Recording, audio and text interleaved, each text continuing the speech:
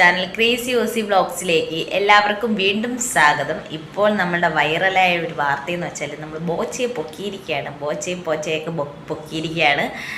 അപ്പം എനിക്ക് ഭയങ്കരമായിട്ട് സന്തോഷം. എന്ന് വെച്ചാൽ ഒരു പെണ്ണിനെയൊക്കെ പരമാവധി കൊണ്ടുവന്ന് അവരെ നിർത്തിപ്പൊരിച്ച് അപമാനിച്ച് ഡബിൾ മീനിങ് ചെയ്യുന്ന പണിയാണ് ഇങ്ങേർക്ക്.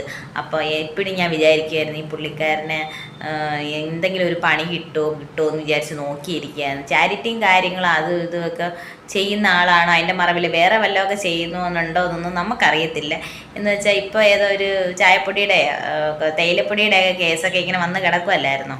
അപ്പം ഈ ചാരിറ്റിയും കാര്യങ്ങളൊക്കെ ഇനി ഇടയിൽ കൂടി ഇങ്ങനെ കൊണ്ട് പോകുന്നുണ്ട്. അപ്പോൾ എന്താണ് ഇതിൻ്റെയൊക്കെ സത്യാവസ്ഥ എന്നൊന്നും നമുക്കറിയത്തില്ല.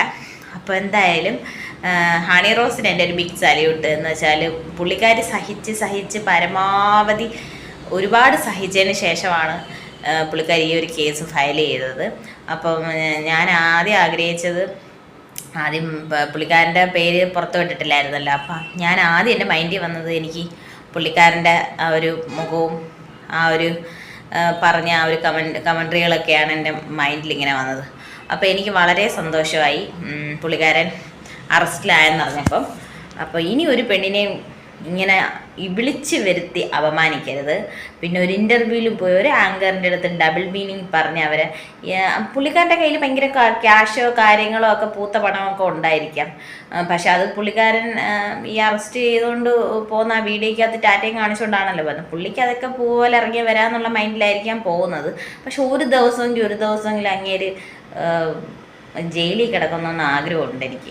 എന്ന് വെച്ചാൽ എന്താ പറയുക, അതിനും വേണ്ടി എനിക്ക് സത്യം പറഞ്ഞാൽ ചില ഇൻ്റർവ്യൂകളൊക്കെ കാണുമ്പം നമ്മൾ പെൺകുട്ടികളുടെ തൊലി ഒടിഞ്ഞ് പോകുന്ന രീതിയിലുള്ള സംസാരങ്ങളും രീതികളും ഒക്കെയാണ്. അയാൾക്ക് ഒരു മയമില്ല. പെൺപിള്ളേരെയൊക്കെ ഒരുമാതിരി പുല്ല് പോലെ, പെണ്ണെന്ന് വെച്ചാൽ ഒരു പെണ്ണെന്ന വർഗ്ഗം ഒരു എന്താ പറയുക, ഒരു എന്തോ പറയാൻ എനിക്കറിയത്തില്ല കേട്ടോ. സത്യം പറഞ്ഞാൽ ഒരു വിലയും കൊടുക്കാത്തൊരു ഇതാണ് അയാൾ സംസാരത്തിൽ. അപ്പം എന്തായാലും അറസ്റ്റ് ചെയ്തെന്ന് പറഞ്ഞപ്പം മനസ്സിനൊരു ശാന്തതയായിട്ടുണ്ട്. ഒരു ദിവസമെങ്കിലും അയാൾ അകത്ത് കിടന്നാലേ പഠിക്കത്തുള്ളൂ. പക്ഷെ പുള്ളിക്കാരൻ പോലെ ഇറങ്ങി വരിക, അതിനു വേണ്ടി കാശും കാര്യങ്ങളും ഒക്കെ ഉണ്ടല്ലോ. നമ്മളുടെയൊക്കെ ഇതറിയാമല്ലോ, ഈ നിയമപരമായിട്ടുള്ള കാര്യങ്ങളൊക്കെ അറിയാമല്ലോ. അതൊക്കെ എവിടം വരെ പോകുന്നൊന്നും നമുക്കറിയത്തില്ല. എന്തുമായാലും തന്നെയും അങ്ങേരെ അറസ്റ്റ് ചെയ്തപ്പോൾ ഒരു മനസ്സിനൊരു സുഖം കിട്ടി. എന്തായാലും പുള്ളിക്കാരെ ഇറങ്ങി വരുമെങ്കിൽ ഇറങ്ങി വരട്ടെ. എന്നാലും ഇനിയിപ്പം ജയിലിൽ പോയാലും പുള്ളിക്കാരനെ വേറെ വേഷമൊന്നും ഇടേണ്ട വരത്തില്ല. എന്ന് വെച്ചാൽ വെള്ളയും ഡ്രസ്സ് ജയിൽ വേഷം തന്നെ ഇട്ടുകൊണ്ടാണ് ഒരാൾ ആദ്യമായിട്ട് പോലീസ് സ്റ്റേഷനിൽ അങ്ങോട്ട് നിന്ന് കയറുന്നത്. ഇനി പ്രത്യേകിച്ച് പുള്ളിക്കാരന് അവിടുത്തെ ജയിൽ പുള്ളികൾക്ക് ഇടുന്ന ഡ്രസ്സൊന്നും കൊടുക്കേണ്ട ആവശ്യമില്ല. എന്തായാലും പുള്ളിയുടെ ഡ്രസ്സൊക്കെ എന്തായാലും മാച്ചാണ്. അപ്പം എന്തായാലും പോയിട്ടൊക്കെ വരട്ടെ. നമുക്ക് കാത്തിരുന്ന് കാണാം ഇനി അടുത്ത എന്തോ ആണ് അടുത്ത അപ്ഡേഷൻ ഒന്ന് നോക്കാം.